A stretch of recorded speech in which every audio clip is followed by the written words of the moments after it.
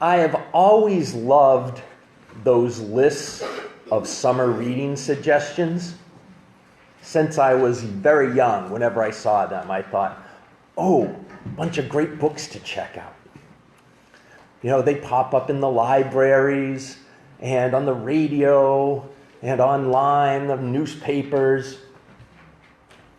And one of the things I learned over the years is that summer reading was for reading I loved. It was for favorite authors. It was for things that grabbed my attention. It was for guilty pleasures. For a long time, mine was Andrew Greeley novels. I must admit that when I finally got around to writing a novel, based on my time teaching in Catholic high schools, that was quite an inspiration of style and whatnot. And if you haven't added it to your summer reading list yet, Saint Somebody Central Catholic is available on Amazon. Even has some 5-star reviews from people I don't even know. And the summer reading is for books that, you know, grab you in and just have a great story sometimes, and you wish it didn't end. Heavier, weightier, more philosophical, more theological material could wait till the fall. This summer, I finished 8 books. I'm going to talk about a few of them today. About half novels and half nonfiction, although the nonfiction is things I really want to read, reflective for me, spiritual, memoir, not necessarily things that would be theological or philosophical or work reading, which I've also done some of this summer. I must admit, I didn't read all of them. I did listen to a few of them on audiobook, which I think counts as reading these days in our developing audio and visual literate world. I want to start with the book I've most recently finished, because I just think it's a good place for a minister talking about this to start. Maybe You Should Talk to Someone is a memoir by Lori Gottlieb. She's a therapist who enters therapy herself when her fiance cancels their wedding. And you see both sides of the therapeutic relationship. She relates what's going on and going through her mind as she meets with her clients. And she relates what's going through her mind when she talks to her own therapist. It's a great back and forth. As a minister, I do my own fair share of non-clinical but pastoral counseling. And I have my own therapist and my own spiritual director. And as a minister, I lead a community in religious life and have my own religious life. I lead prayer and have my own prayer life. And the thoughts in my head relate very well to the thoughts in Lori Gottlieb's head.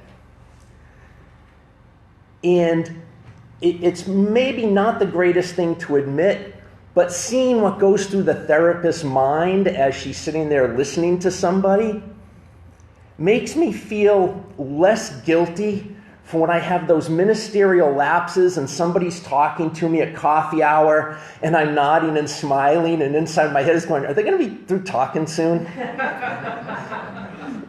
Because we all do that at some point. So my honest confession.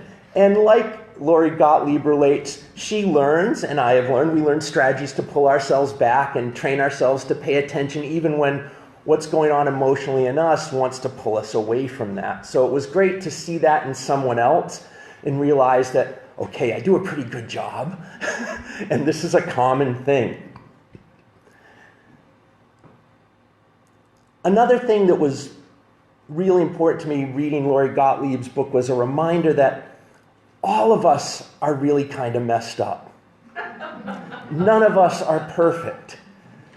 And although we know this and we hear it, none of us really completely digest this. I think we go through our whole lives always feeling a little bit that, you know, if I'm feeling a bit messed up, It's not as messed up as other people feel. I am certainly a special case and not doing as well as I should be.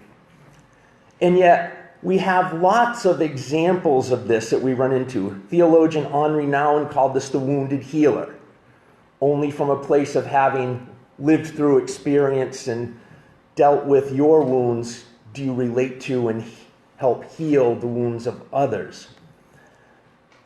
Anne Lamott says, never compare your insides to someone else's outsides. My colleague, Reverend Teresa Soto, puts it this way in a recent prayer poem: all of us need all of us to make it.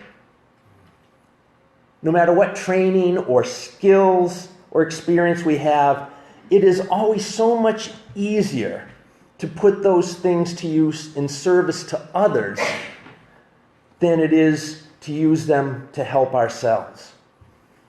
All of us have blind spots when it comes to our own self. I can help a dozen people find a spiritual practice that works for them as a spiritual director and still be completely lost and aimless trying to find a new one for myself. This is just the way it is. And one of the reasons why we all need each other. I had some big love this summer for Rozella Haydee White's spiritual memoir, Love Big, The Power of Revolutionary Relationships to Heal the World. She recalls the relationships that formed her life, including her parents, friends, lovers, ex-husband, co-workers, strangers, and God. She frames her life's relationship lessons as spiritual formation and tells of how her faith started, changed, and deepened, especially after she entered seminary to become a Lutheran pastor.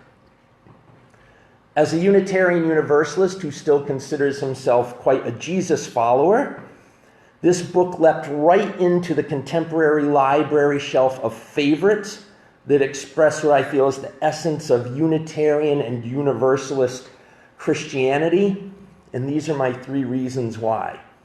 Her definition of justice makes as much or more sense to me than any I've ever read or heard. She says, justice is equitable access to resources that provide people with the ability and agency to create a life of meaning. Isn't that beautiful? Her description of faith also to me feels very, very familiar. In the land of Unitarian Universalist Christianity and liberal Christianity that is kind of my own spiritual home base, there seems to be a need to constantly justify any approach to religion that isn't logical and reasonable. But that's not faith. That's theology, or lack of theology and philosophy, however you want to look at it. And White writes, faith is the belief that there is more to any moment than what we see, hear, feel, smell, or taste. Faith taps into a 6th sense that requires us to trust beyond what we can explain or see.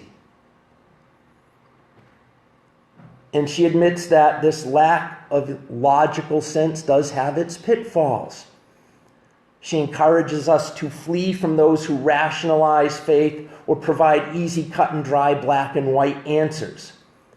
She writes, I want a faith that is open to mystery and a faith that beckons us to tap into our creative center and to wonder. I agree. She also does something I really relate to. She uses the image of God as lover. And this metaphor is as old as the Judeo-Christian tradition, but the way she emphasizes God as lover recalls for me how Nancy Merrill translates God as the beloved in her translation of the Psalms called Psalms for Praying. It also brings to me my old guilty pleasure, Andrew Greeley, who was also an academic sociologist, and he came up with something he called the grace scale. And he used the General Social Survey at the University of Chicago and did a scientific survey and asked people to pick one of a set of pairs of things to describe God. Is God more a friend or a king? More a spouse or a master? More lover or judge? More mother or father? And he found respondents' answers correlated with their political and cultural views. Those who saw God more as friend, spouse, lover, and mother were decidedly more liberal in their politics and cultural views. Love your neighbor is what Muslim physician Ayaz Verji tries desperately to do as the doctor of a county hospital in the middle of nowhere, northwestern Minnesota, during the days leading up to and immediately after the 2016 presidential election. It's a place short on doctors where he lives, and he gains respect and notoriety immediately as the head of the county hospital. And then Trump happens. And the hate comes out. And he finds that even some of his close friends who he had taken to hanging out with voted for Trump. And he and his family are scared of the rhetoric and the violence it causes. And he wonders when or if that will erupt right here in his own little town in northwestern Minnesota, and if he and his family will become victims. He tried to explain to his Trump voting friends that all those words about Muslims and travel bans are aimed at him and his family. And how could they vote for someone who would treat someone they knew that way? And then there's the swastika that gets drawn in chalk on the sidewalk in front of his house. And he struggles with remaining in town and at his job. Intolerance is a different animal when it affects you personally. And Verji does a great job of putting you in his shoes as he experiences the bewilderment that people he thought he knew and liked and loved could be so blind to how their opinions, ignorance, and behavior held real consequences for him and his family. All throughout, his generosity of spirit is as uplifting as the fear and hate is terrifying. I'm going to shift gears now to some of the fiction.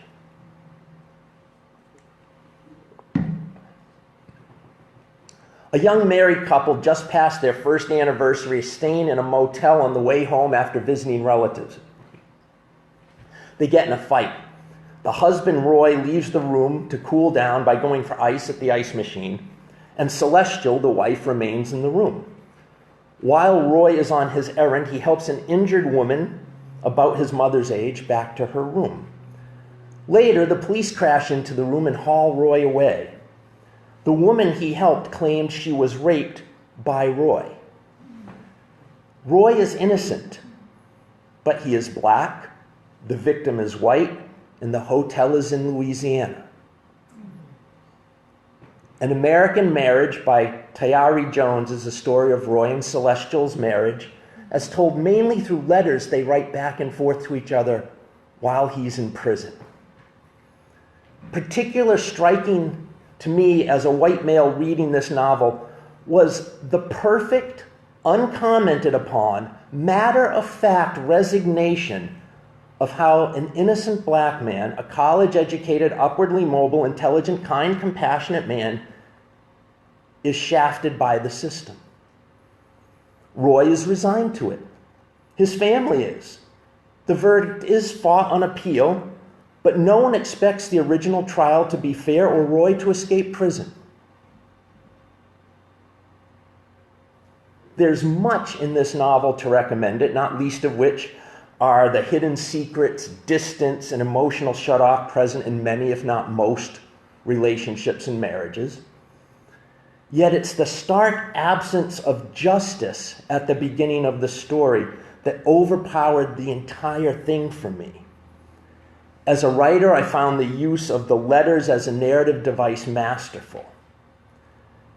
And yet, the matter-of-fact resignation with which that fact that he was going to go to prison and there was no way this story was going to come out right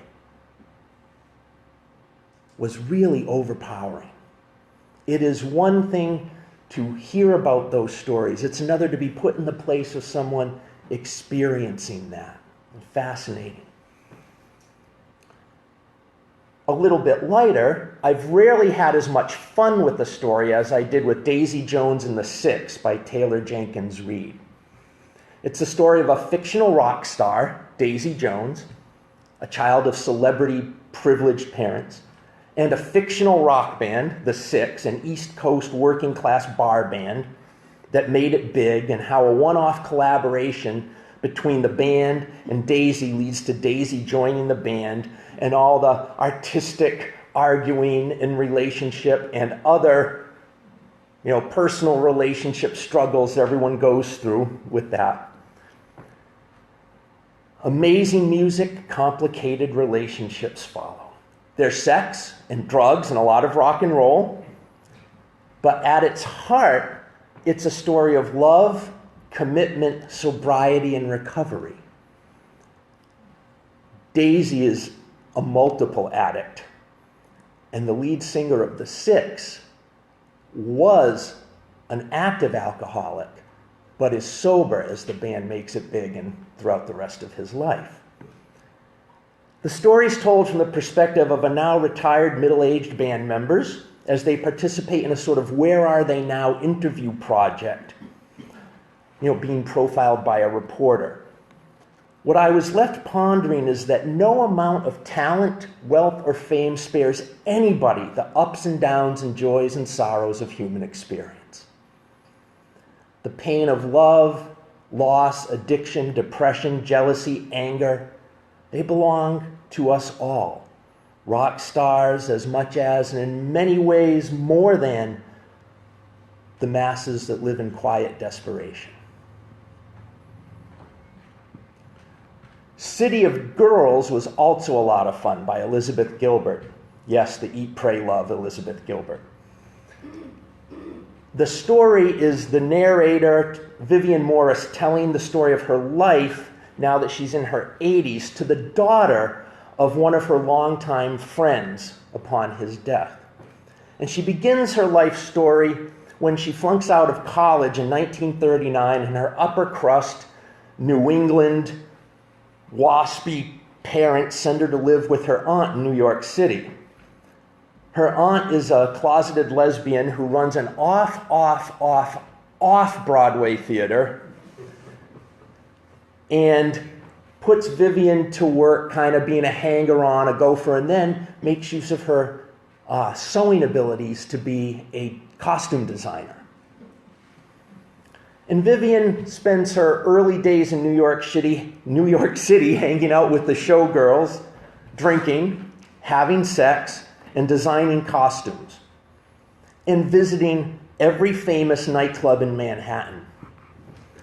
An old friend of her aunt's, a famous English actress, and her husband get trapped in New York when the Germans start bombing London. And so the theater crafts a new musical around these surprise guests, and they have a real actual smash hit called City of Girls, which is where the book gets the title. And eventually, life in the fast lane in New York City catches up with Vivian. Vivian is caught nightclubbing by the paparazzi, who photograph her kissing a showgirl and the English actress's husband on a street corner before they retire to the hotel on said street corner.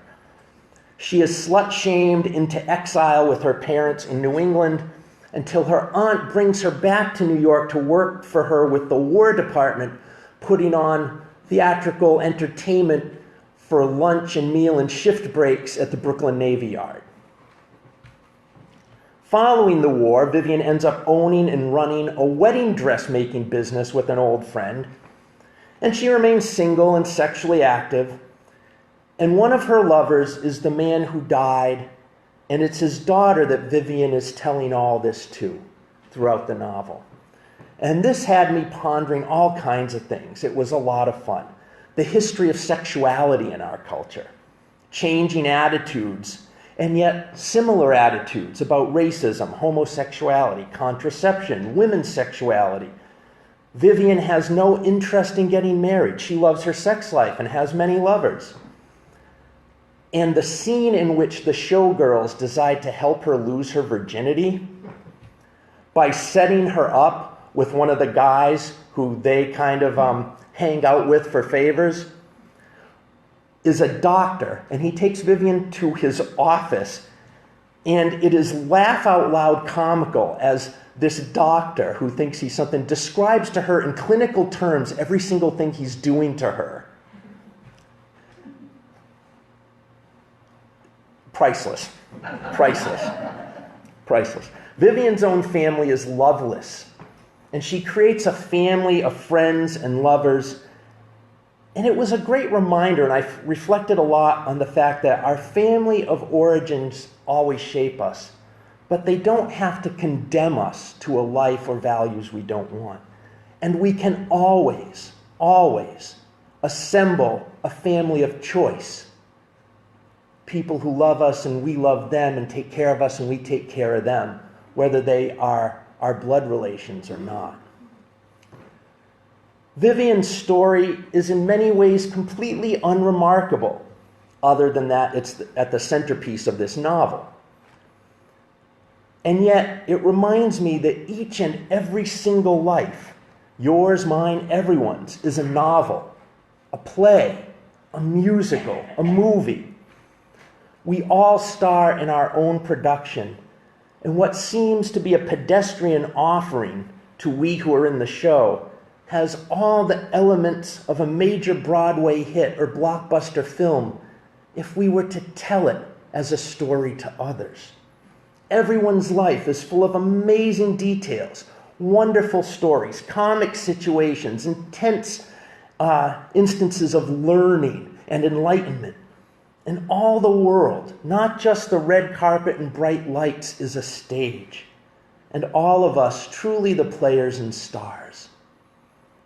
And I think all of us kind of fall into that trap of thinking of our life as dull and the other's life as the exciting story. And maybe we shouldn't do that so much. And that was a gift of this book. Where the Crawdads Sing by Delia Owens was the first book I actually finished this summer. But I left it for last because the deep thought I take from it is perhaps the most pressing and most important. Catherine Danielle Clark, or Kaya as she's called, is in this novel the Marsh Girl. Before she's even old enough for school, her mom walks out on her alcoholic father. Kaya waits in vain for mom to return. Eventually, her older brother leaves home, and her father stops returning to the shack deep in the marsh they call a home on the North Carolina coast. So Kaya basically grows up alone. She makes a living growing some things in the garden, catching and selling shellfish and other fish to a black guy who runs the local gas station for boats in a little shack not too far away. And growing up on her own, she becomes an expert on the ecosystem she lives in because she has to pay attention to it with such fine detail. She writes poetry. She finds some paints and paints the natural world around her in the marsh. There's a love story and there's a murder mystery, but they seem almost incidental. As Delia Owens, the author who's a biologist, and this is her first novel, uses her knowledge and a career's worth of experience to imbue the story with a wonder and majesty that you can only find when you discover nature in a new way from a new perspective. The prose reminds me kind of a marriage of a Wendell Berry essay and a Mary Oliver poem. It's great writing. The landscapes painted with words and scene after scene bring the swamp alive with beauty and splendor. And I paused often while reading this novel to contemplate how detached I've become, how detached our culture has become from the natural world around us. I remembered with overwhelming nostalgia the scent and sights of Buzzards Bay and its coast, where I spent a lot of childhood summers. I could feel the humidity of the swamp and hear the buzzing of the insects while I read. Pausing to reflect on the summer reading, I am grateful for the stories and the memoirs. I learned much and reflected on more, including human fragility, racism, bigotry, hatred, love, God, history, music, culture, addiction, sexuality, sexism, and the power of memory. And yet none of these things will matter much if we end up killing the planet. And with her real mother gone, Kaya's mother truly becomes the earth on which she lives.